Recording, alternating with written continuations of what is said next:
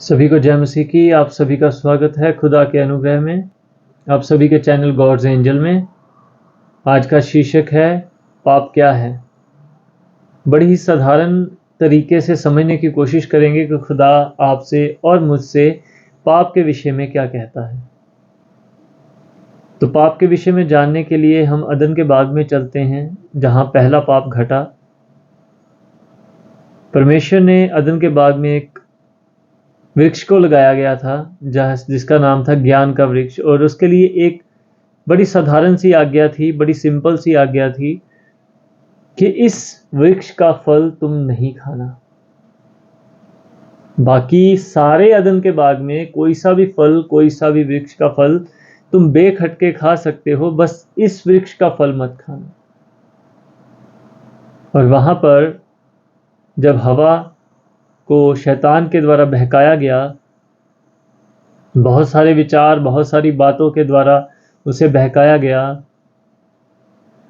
तो हवा ने हाथ बढ़ाकर उस फल को तोड़ा और खाया। दुष्ट बहुत सारे विचारों से कार्य करता है, मगर बात यहाँ एक स्पष्ट है कि वो कार्य इंसान का होता है, वो दुष्ट का नहीं होता। वो आपको मैनिपुलेट कर सकता है, वो आपको बहका सकता है, मगर वो आपकी जगह पर होकर पाप नहीं कर सकता। वो आपका हाथ पकड़कर वो पाप नहीं करवा सकता। तो फैसला हमेशा आप ही का होगा। जब इस बात को हमने जान लिया है तो पाप को समझने में, मैं समझता हूं, आसान होगा। फल तोड़ने से पहले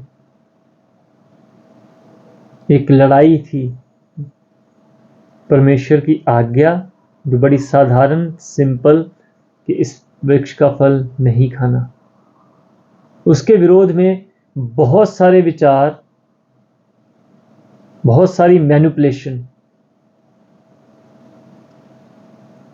जब परमेश्वर की उस आज्ञा को, जो बहुत साधारण और सिंपल थी, उस आज्ञा के विरोध में, उस मैनिपुलेशन के आगे जब हम अपनी मनमानी को करते हैं,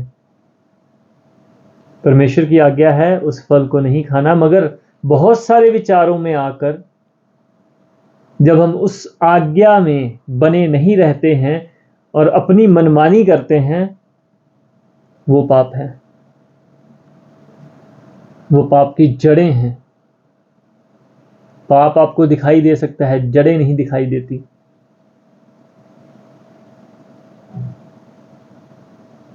पेड़ क्या है? पाप क्या है? पेड़ क्या है? फल तोड़ना। उसके बाद वो पेड़ और बढ़ा, खुद खाया, और बढ़ा, अपने पति को खिलाया, और बढ़ा, परमेश्वर के सामने इल्जाम लगाए, इसने किया, उसकी वजह से किया, शैतान ने बहका दिया, जो पत्नी तुमने दी उसने मुझे बहका दिया। मगर जो दिख नहीं रहा है, जिससे ये सब चीजें पनपी हैं, उत्पन्न हुई हैं, पैदा हुई हैं, वो क्या है? परमेश्वर के आज्ञा के विरोध में अपनी मनमानी करती। तो साधारण सी बात है, आज्ञा के विरोध में जब हम मनमानी करने के लिए सोच लेते हैं, उस सोच और उस विचार से जो कार्य हम करते हैं वो पाप है। मगर उसकी जड़ें क्या हैं? जब हमने सोच लिया, समझिए, तभी उस पाप की शुरुआत हो गई, तभी उस पाप का बीज बो दिया गया है। बाद में तो वो पैदा होना ही होना है, पनपना ही पनपना है, और जो आपने बोया उसको वो बाहर दिखाई देगा। इसीलिए तो परमेश्वर यीशु नासरी अपने उपदेश में कहते हैं कि अगर तुमने किसी के लिए बुरा सोचा, बुरा विचार किया, तो समझो तुमने वो पाप कर दिया। क्योंकि वो बीज है, वो अगर बो दिया गया है तो उसने अपना फल, चाहे वो कांटे हैं चाहे वो फूल हैं, वो अपना फल दे के ही छोड़ेगा, आज नहीं तो कल, चाहे कितना भी समय लगे।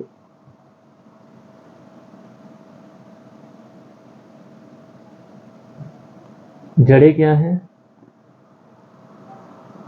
परमेश्वर की आज्ञा के विरोध में अपनी मनमानी करना पाप की जड़ है। उसके बाद जो होता है वो तो दिखाई देगा ही। चोरी करने के बारे में सोचना पाप है। चोरी कर ली वो तो पाप है ही, वो तो दिखाई देगा। मगर जो नहीं दिखाई दे रहा वो तब जब उसने सोचा।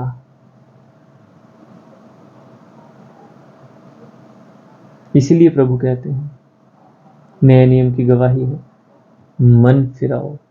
सबसे पहले मन अपना फिराओ, बाकी सब बातें अपने आप वो ठीक हो जाएंगी। मैं विश्वास करता हूँ आज हमने वचन की तरफ से, परमेश्वर के प्रकाशन की ओर से पाप की एक परिभाषा को जाना। मैं विश्वास करता हूँ इस प्रकाशन से आपका और मेरा नज़रिया बदला। हमने परमेश्वर की एक गहरी बात को जाना कि हमने पाप की एक साधारण परिभाषा को जाना। तो मैं विश्वास करता हूँ कि आने वाले समय में ये प्रकाशन हमें अपने आत्मिक जीवन में बहुत सहायता करेगा। वचन को पढ़ते रहें, वचन में बढ़ते रहें। सभी को जय मसीह की। खुदा आपके साथ है। आमीन।